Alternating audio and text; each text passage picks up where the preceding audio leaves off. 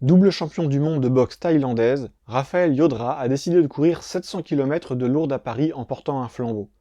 N'oubliez pas de vivre.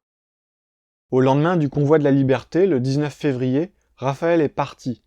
Parti de la basilique de Lourdes par la porte Saint-Michel.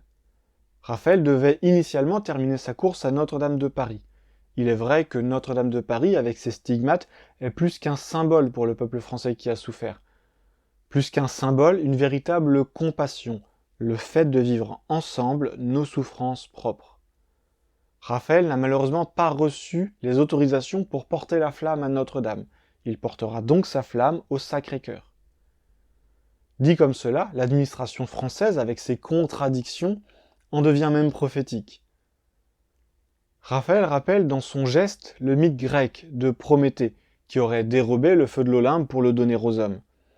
Pour rester dans la Grèce antique, on peut y voir encore la figure du coureur de marathon, que ce soit par l'un de ces mythes fondateurs de notre culture gréco-latine, ou par la profonde histoire de France, dressée de cathédrales et de basiliques, devant ce pays qui court encore la flamme à la main, qui ne pourrait rester insensible?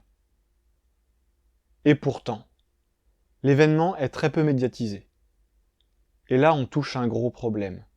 Nous avons un champion national, champion de France, champion intercontinental, double champion du monde, qui décide de courir pour la liberté, de courir 700 km en traversant la France, et on n'en entend pas parler.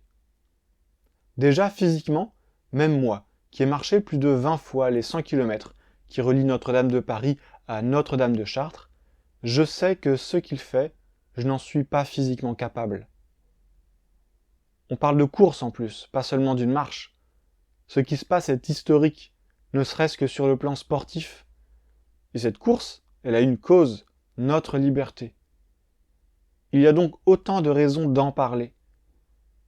Nous avons dans notre pays un champion qui court pour la liberté, 700 km, pendant un mois, en portant un feu de la basilique Notre-Dame du Rosaire à Lourdes jusqu'à la basilique du Sacré-Cœur de Montmartre à Paris.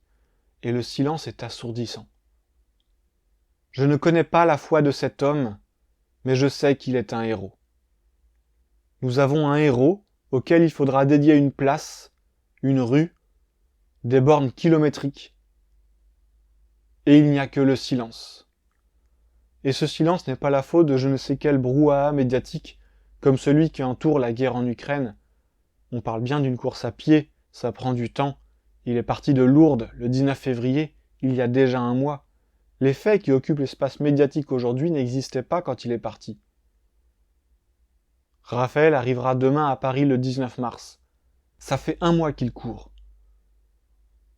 Il a couru 30 km par jour pendant un mois et il court encore aujourd'hui et demain. Je sais qu'on peut être 10 000 sur la route de Chartres chaque année. Ça veut dire qu'on pourrait être 10 000 demain au Sacré-Cœur en fait. Alors bien sûr, tout le monde ne pourra pas rejoindre Paris d'ici demain au pied levé. Mais ceux qui le peuvent, je vous encourage à libérer votre samedi et à venir courir, marcher ou simplement accueillir Raphaël au Sacré-Cœur. Soyez là. Vous pouvez rejoindre Raphaël ce samedi 19 mars 2022 à 13h à Paris, porte des Lilas, pour un départ à 14h et une arrivée à 15h au Sacré-Cœur. J'y serai. Partagez cette vidéo s'il vous plaît, faites savoir et venez rejoindre et soutenir Raphaël. N'oubliez pas de vivre.